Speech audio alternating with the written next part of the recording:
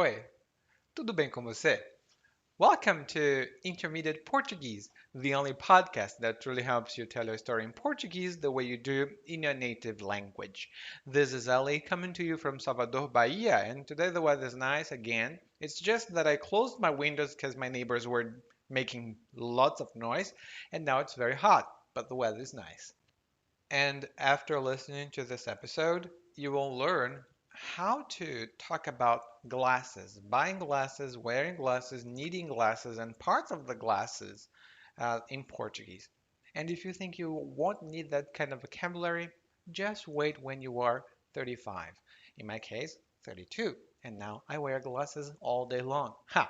And just before I forget, for the remainder of the month of November, I'm offering a free 15-minute consultation with no obligation whatsoever if you want to see what your Portuguese is like right now and if you want to have a roadmap for the future.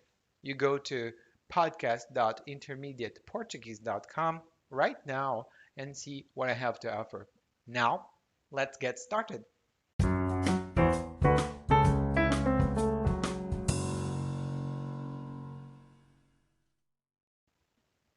Sempre tive a vista muito boa, mas como recentemente estou usando muito o computador para ler, minha vista foi ficando cansada. Então, resolvi ir ao oftalmologista. A consulta foi muito rápida e já saí de lá com receita na mão. Mas, como o doutor aplicou um dilatador de pupila nos meus olhos, não conseguia enxergar muita coisa. Minha valência foi que, ao redor do consultório, havia várias óticas. Entrei na ótica e mostrei a receita para a atendente, que pegou o papel, deu uma boa olhada e me perguntou que modelo de óculos eu queria. Eu não fazia a mínima ideia. Na receita, dizia que eu podia tanto comprar uma bifocal como uma multifocal. Mas isso eram as lentes, não a armação. Pedi ajuda para escolher uma boa armação para mim. Uma delas tinha as hastes muito longas, a outra tinha aros muito estreitos e a ponte apertava o meu nariz. No fim das contas, o primeiro par de óculos que coube na minha cara foi o que eu acabei comprando.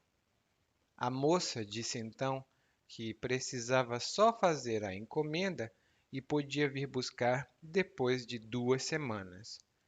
E depois de 2 semanas, fui buscar os óculos e me dei conta de que o modelo não era muito a minha cara.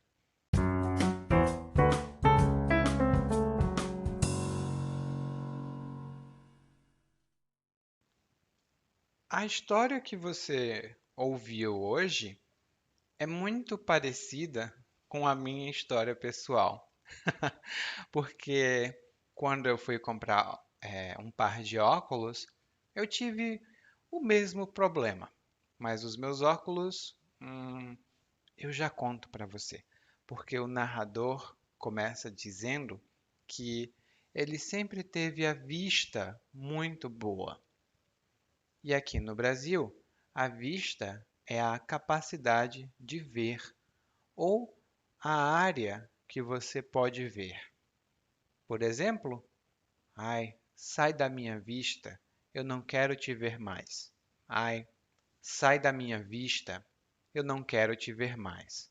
Um outro exemplo que nós vamos ver em um momento é: ai, a minha vista já não está tão boa.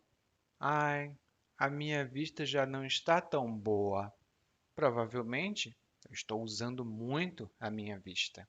Daí ele explica: como ele está usando muito o computador, a vista dele está cansada. E vista cansada é um problema que as pessoas desenvolvem depois de usar muito a vista. E também faz parte do processo de envelhecimento, né? Nós ficamos velhos, os olhos ficam afetados e por isso nós desenvolvemos a vista cansada. O nome técnico da vista cansada é presbiopia.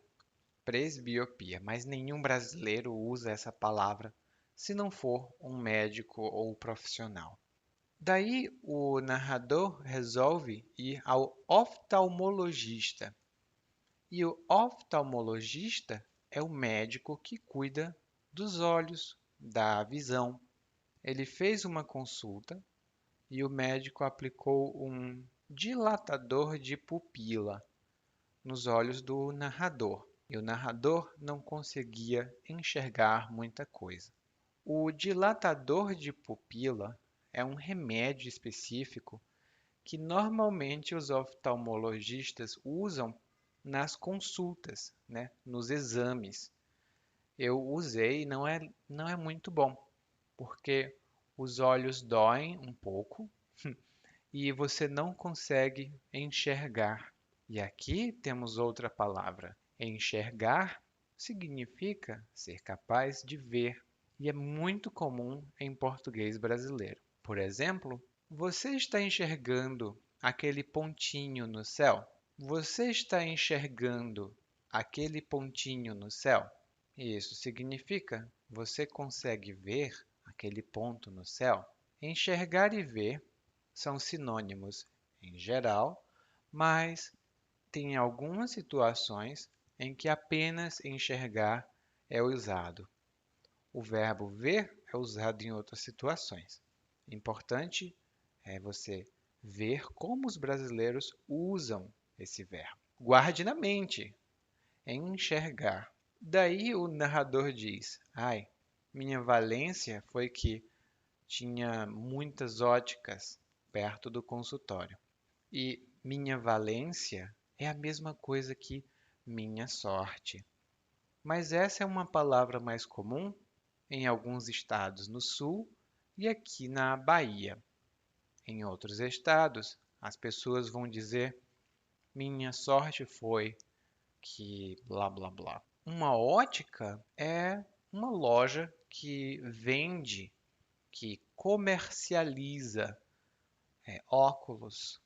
Normalmente apenas óculos, mas no meu estado, lá no Ceará, eles também vendem relógios.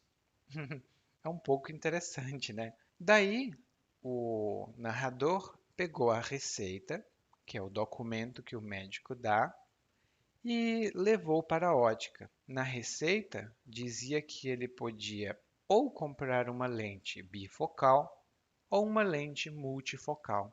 E se você usar óculos, provavelmente você conhece essas nomenclaturas, uma lente bifocal ou multifocal. A minha nota é só que no Brasil, multifocal é mais comum, mas nós dizemos também lente progressiva, é muito comum. Bom, ele estava falando sobre as lentes, mas ele precisava escolher uma armação. E a armação dos óculos é toda essa parte que segura as lentes. Essas vamos aprender os nomes já, mas essas partes dos óculos que você coloca no rosto, isso tudo é a armação. hum? Daí ele diz que pediu ajuda para escolher a armação. Só que nem todas as armações foram lá muito boas. Uma delas tinha as hastes muito longas. E as hastes são essas partes do lado dos óculos que se apoiam nas orelhas. Essas são as hastes. Mas no dia a dia, os brasileiros também dizem a perna dos óculos. E pessoalmente eu digo a perna dos óculos, eu não digo a haste, não. A haste é um pouco chique, né? Ui, que chique português. Mas eu falo normalmente a perna dos óculos. Daí ele diz: A outra armação tinha aros muito estreitos, e os aros dos óculos são essas partes que seguram as lentes. Você tem a perna dos óculos, a haste ao redor da lente e você tem a ponte entre uma lente e outra lente. É muito específico esse vocabulário, mas é muito bom. Mas ele diz aqui que os aros eram muito estreitos. E uma coisa estreita, ela não é larga, ela não é ampla, ela é muito estreita, muito limitada. E um exemplo é: essa rua é muito estreita. Não dá para passar dois carros ao mesmo tempo. Essa rua é muito estreita. Não dá para passar dois carros ao mesmo tempo. E aqui na Bahia, pelo menos, as ruas são muito estreitas. Não sei como é em outros estados, mas na Bahia as ruas são muito estreitas. E aí na sua cidade, como é? Me conta depois, tá? Daí o narrador diz que o primeiro par de óculos que coube na cara dele foi o que ele comprou.